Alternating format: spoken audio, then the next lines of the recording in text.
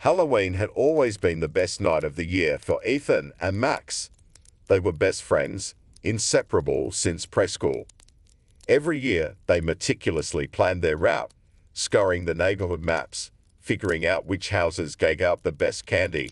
They'd chatter about it at school while teachers gave them their usual insincere smiles, reminding them, "Don't eat too much candy tonight."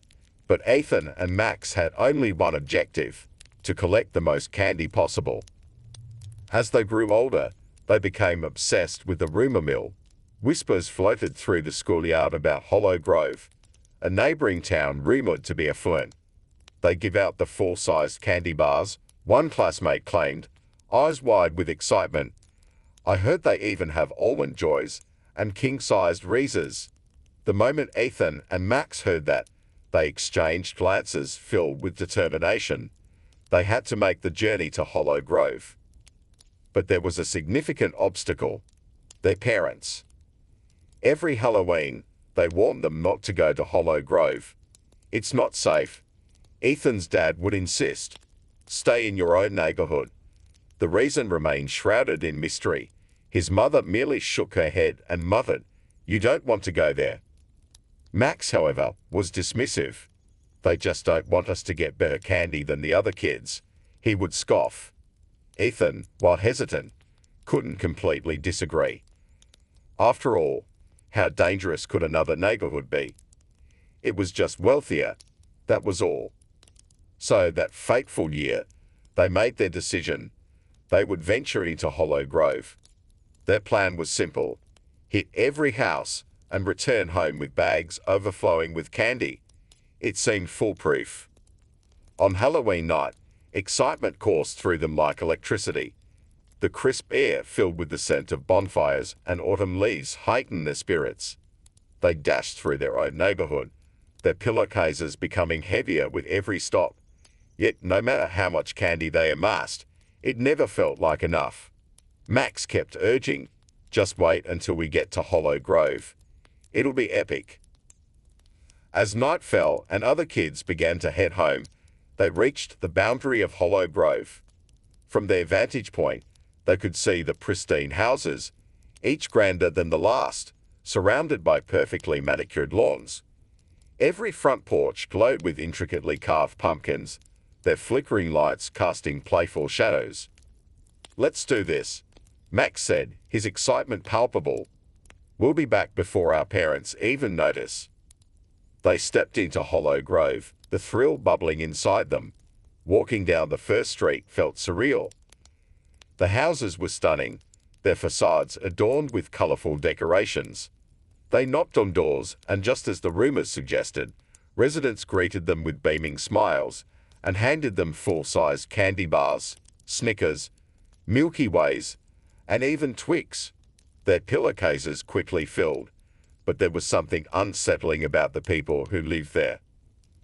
Initially, Ethan brushed it off. It was Halloween after all.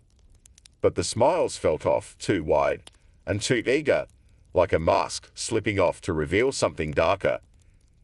The glint in their eyes lacked warmth, a hollowness that made Ethan's skin crawl. Max dismissed Ethan's unease. "They're just rich people. It's nothing to worry about."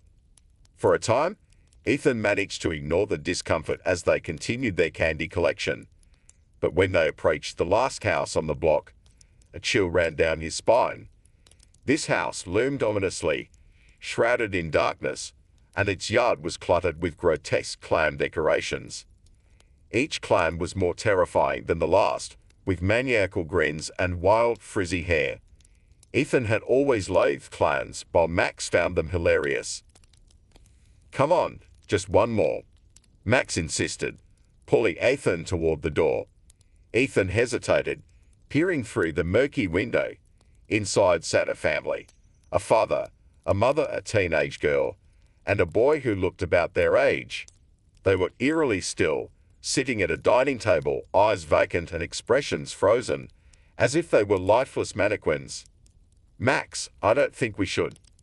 "Stop being a scaredy cat," Max snapped, ringing the doorbell before Ethan could protest. The sound reverberated through the house, echoing with an unnatural resonance. For a moment, the family didn't move, but then they all turned their heads in unison, eyes locking onto the boys through the window. Ethan's heart raced. Their skin was pale, sickly looking, and dark circles mad their eyes, but their expressions remained disturbingly blank. "Run!" Ethan shouted, panic surging within him. But Max stood frozen, eyes wide with curiosity as the door swung open. The family rushed out, moving unnaturally fast, like puppets on strings. Ethan could barely react before they grabbed Max, pulling him inside with a force that left Ethan speechless. Max's terrified scream echoed in the air before the door slammed shut, muffling his cries. Without thinking, Ethan dropped his pillowcase and followed, his heart hammering in his chest.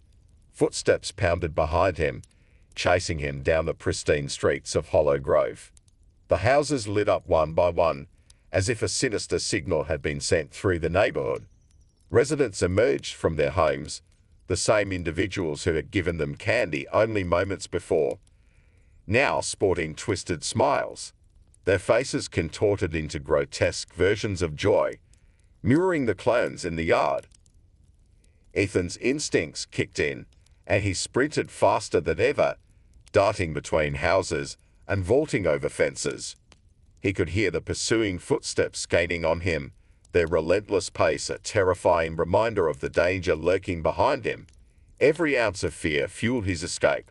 He barely avoided a hand grazing his arm as he bolted down a driveway, slipping past the outstretched fingers that sought to catch him. Somehow, Ethan escaped Hollow Grove, his legs trembling and breath ragged as he raced into the familiar sights of his own neighborhood. The streetlights blurred past him as he charged home, not daring to glance back. When he burst through the front door, his mother stood there, her face a mask of worry.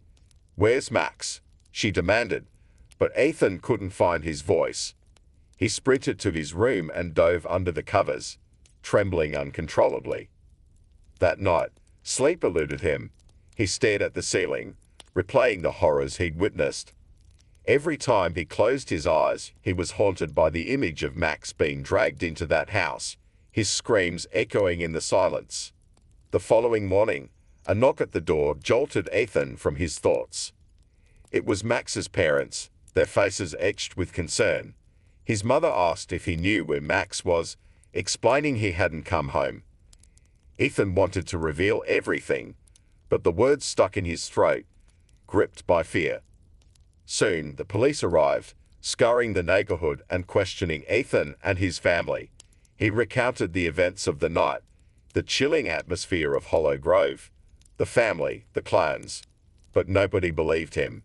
They dismissed his fears, labeling him a frightened kid telling tall tales. The search for Max stretched on for weeks, but as time passed, hope dwindled, and the case eventually went cold. That was 28 years ago. Max's face graced the news for a time, his image plastered on missing posters across town. But as years passed, people forgot. They stopped looking. And Hollow Grove, it seemed to vanish. Each time Ethan tried to return, the streets changed, the houses disappearing as if they had never existed. It was as though the town had been swallowed by darkness, leaving no trace behind. Now, Ethan remains the only one who remembers. With Halloween approaching again, a familiar resolve settles in his heart. After 28 years of nightmares and regrets, he knows what he must do. He's going back to Hollow Grove. No matter if it's a ghost town or a labyrinth of horrors, he will face whatever awaits him. He's determined to find Max. Wish him luck.